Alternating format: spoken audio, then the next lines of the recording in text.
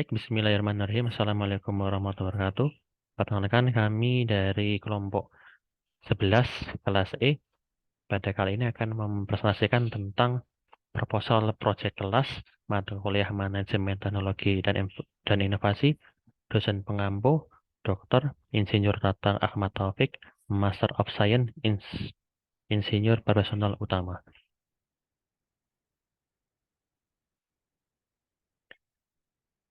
Proposal proyek kelas ini kami mengambil topik tentang strategi menurunkan potensi kegagalan peralatan pada belt coupling system berdasarkan nilai vibrasi unit pabrik NPK di PT Petrokimia Gresik. Anggota tim kami yaitu saya sendiri Gara, kemudian ada Bu Adi dan ada Pak Nazir. Untuk bab pertama yaitu pendahuluan. Sebagai upaya untuk menerapkan strategi pemeliharaan yang efisien, yaitu predictive maintenance di PT Petrokimia Gresik, Departemen Inspeksi Teknik Rotating selalu mengupayakan setiap peralatan berputar atau rotating equipment dapat dilakukan prediksi dan pencegahan terhadap kerusakan yang akan terjadi. Sehingga sebelum peralatan atau mesin mengalami kerusakan yang lebih parah atau lebih besar, diharapkan dapat dilakukan pencegahannya. Dengan demikian, maka biaya pemeliharaan pun dapat lebih efisien dan optimal. PT Petrokimia Gresik memiliki berbagai macam pabrik dengan beraneka ragam jenis mesin atau peralatan.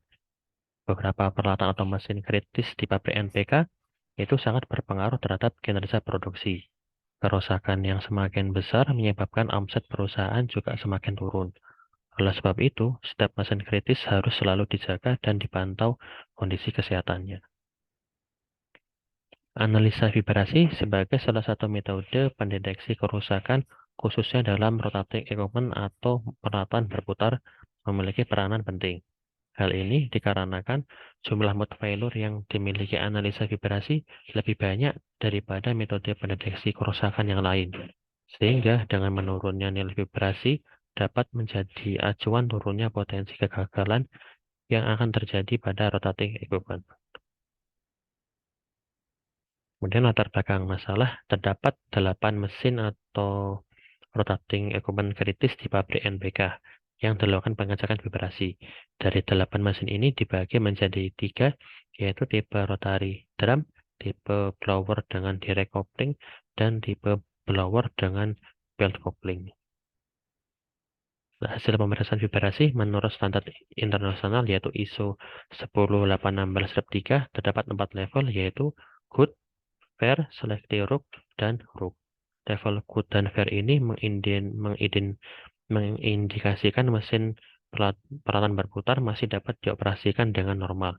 Sedangkan dengan level selective rook dan rook ini merupakan tingkatan kondisi mesin yang tidak baik dan berpotensi besar mengalami kegagalan.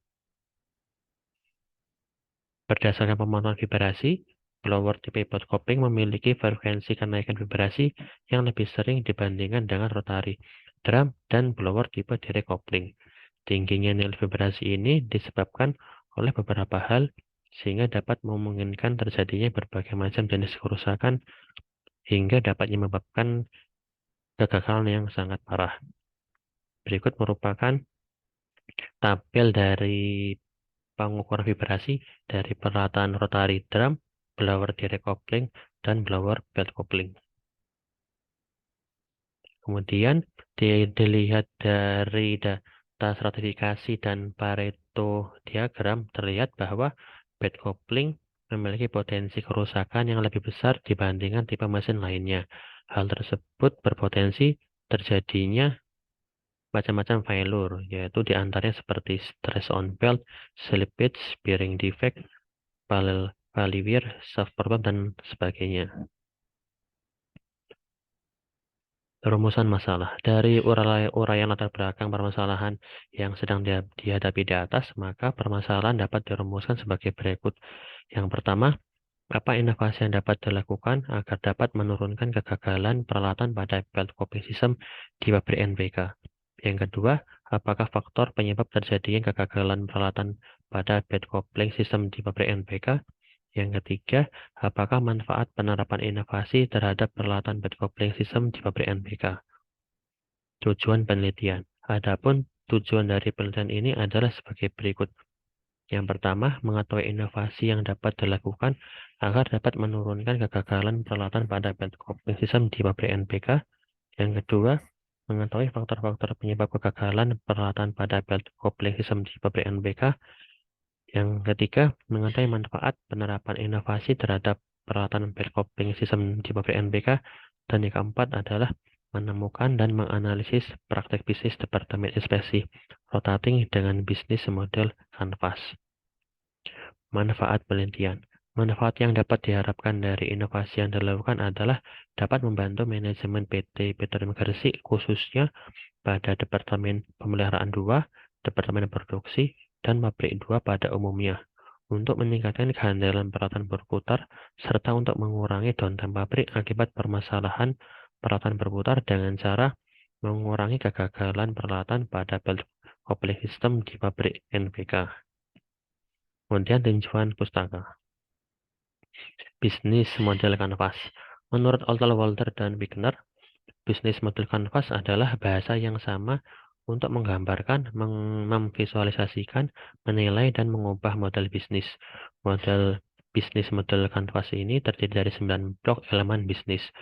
Blok elemen ini berisikan bagian-bagian yang penting yang menjelaskan tentang bagaimana organisasi tersebut menciptakan manfaat dan juga mendapat manfaat dari para pelanggannya.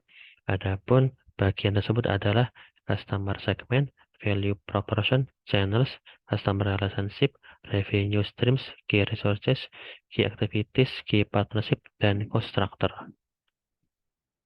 Customer segment merupakan elemen pertama yang berkaitan dengan sasaran atau konsumen dari produk atau jasa yang dihasilkan. Value proposition merupakan aspek penting yang perlu dianalisis untuk menunjukkan sejauh mana produk atau jasa yang dihasilkan akan memberikan manfaat bagi konsumen. Channel merupakan metode atau cara yang digunakan untuk menyampaikan maupun menawarkan value proposition yang dimiliki kepada konsumen. Customer relationship merupakan strategi bisnis yang digunakan untuk membangun hubungan baik dengan pelanggan. Revenue stream merupakan keberhasilan perusahaan menawarkan proporsi nilai kepada para pelanggannya. Key resources menggambarkan aset-aset terpenting yang menentukan keberhasilan pengoperasiannya model bisnis. Key activities menjelaskan bagaimana aktivitas yang paling penting agar bisnis modelnya berjalan.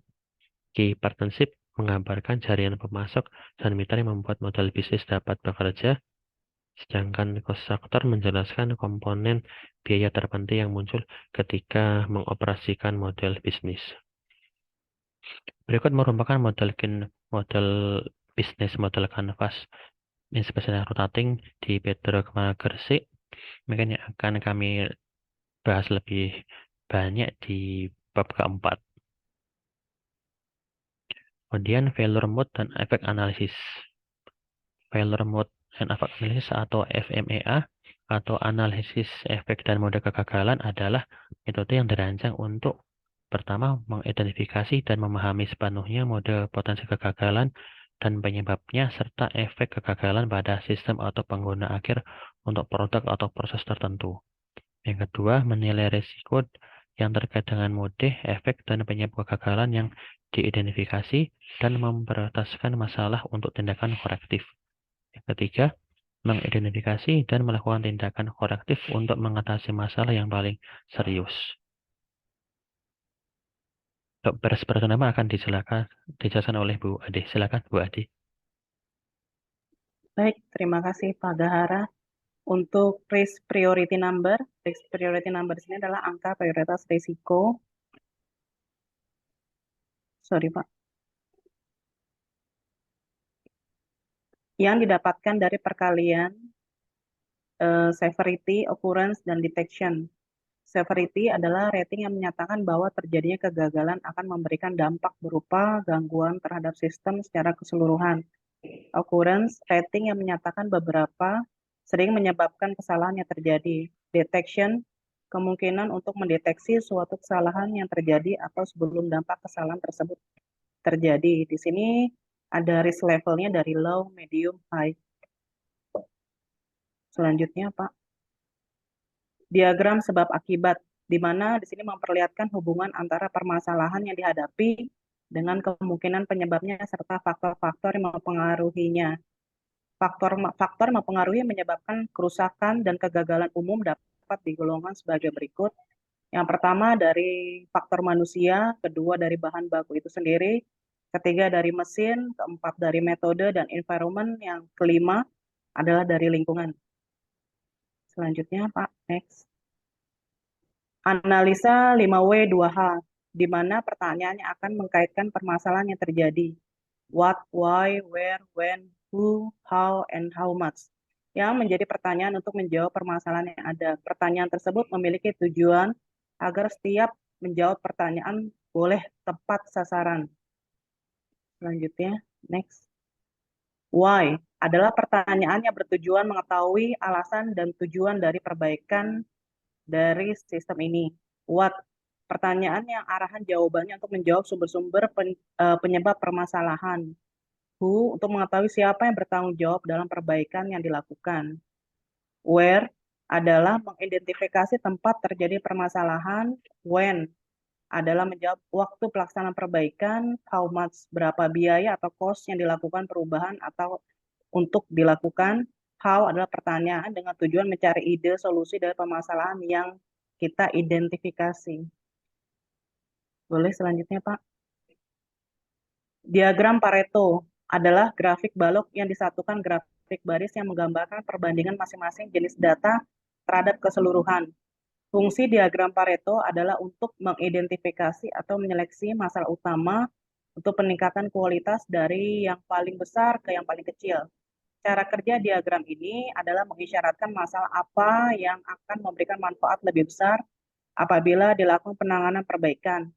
Data terlebih dahulu dimasukkan ke dalam tabel, kemudian dibuat menjadi sebuah diagram Pareto. Aspek mutu. Kualitas adalah kepuasan pelanggan atau user satisfaction, di mana standar atau spesifikasi produk bukan lagi merupakan tujuan, tetapi merupakan sarana yang terus-menerus dikembangkan untuk mencapai kepuasan pelanggan. Kualitas juga berarti QCDSM. QCDSM PE merupakan singkatan dari Quality, Cost, Delivery, Safety, Moral, Productivity, Environment, di mana faktor-faktor yang harus diperlihatkan dalam mengelola bisnis perusahaan agar menjadi lebih baik dari kualitas operasional untuk manajemen. Di mana quality adalah, boleh Pak? Back Pak. Oh, oke. Di mana quality menjelaskan mengenai kualitas yang dihasilkan dari suatu proses produksi. Cost merupakan biaya yang dikeluarkan oleh perusahaan dalam mengelola bisnisnya.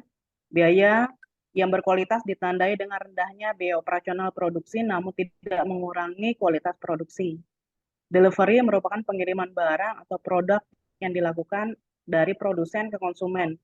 Pengiriman yang berkualitas ditandai dengan pengiriman yang tepat waktu. Safety, tingkat keselamatan yang berada dalam lingkungan kerja. Kualitas keselamatan pekerja ditandai dengan tidak adanya kecelakaan kerja atau zero accident. Next, Pak. Moral merupakan sikap yang ditunjukkan oleh para karyawan dan pemilik perusahaan. Kualitas sikap moral yang baik bisa ditandai dengan adanya rasa tanggung jawab di antara para karyawan. Productivity merupakan pencapaian kinerja atau hasil produksi yang dicapai oleh perusahaan. Kualitas kinerja ini bisa dilihat dengan meningkatnya keuntungan perusahaan. Environment merupakan kondisi lingkungan di sekitar area kerja perusahaan. Kualitas lingkungan yang baik bisa dilihat melalui tingkat pencemaran yang terjadi akibat limbah industri terhadap air, udara, dan tanah. Metode penelitian. Boleh next, Pak. Subjek dalam penelitian ini adalah unit produksi pabrik NPK di Departemen Produksi 2 yang berada dalam wilayah Pabrik 2 di Petrokimia Gresik. Unit produksi NPK merupakan pabrik dengan basis tim granulasi yang memproduksi pupuk subsidi dan non-subsidi. Beberapa peralatan atau mesin kritis di pabrik NPK sangat pengaruh terhadap kinerja produksi. Oleh sebab itu, setiap mesin kritis harus selalu dijaga dan dipantau kondisi kesehatannya. Salah satu parameter adalah vibrasi atau getaran dari mesin. Next. Objek dalam penelitian ini adalah peralatan blower type bell coupling di unit pabrik NPK. Berdasarkan pemantauan vibrasi Blower type bell coupling memiliki frekuensi kenaikan vibrasi yang lebih sering dibandingkan dengan rotary drum type dan blower type direct coupling. Tingginya nilai vibrasi ini disebabkan oleh beberapa hal sehingga dapat memungkinkan terjadinya berbagai macam jenis kerusakan lainnya hingga dapat menyebabkan catastrophic failure. Jenis data dalam penelitian ini terdapat dua jenis data yang digunakan yaitu data primer dan sekunder. Data primer merupakan jenis data yang dikumpulkan secara langsung dari sumbernya. Penelitian ini primer adalah data pengukuran nilai vibrasi pada mesin blower type bell coupling di unit produksi NPK. Untuk data sekunder, data informasi yang telah ada sebelumnya dengan sengaja dikumpulkan oleh peneliti yang digunakan untuk melengkapi kebutuhan dalam penelitian. Oke, dari alur penelitian, di sini ada start. Jadi kita memulai penelitian, dan kedua adalah bagaimana kita mengidentifikasi permasalahan di unit pabrik NPK. Ketiga adalah proses untuk mencari pemecahan masalah atau solving problem. Yang keempat adalah menentukan solusi alternatif dan solusi ideal. Kelima adalah merencanakan perbaikan. Dan keenam, penerapan rencana perbaikan. Ketujuh adalah memeriksa hasil perbaikan. Dan terakhir adalah finish atau complete. Next, Pak. Demikian presentasi dari kelompok kami. Apabila ada kesalahan, mohon maaf dan terima kasih.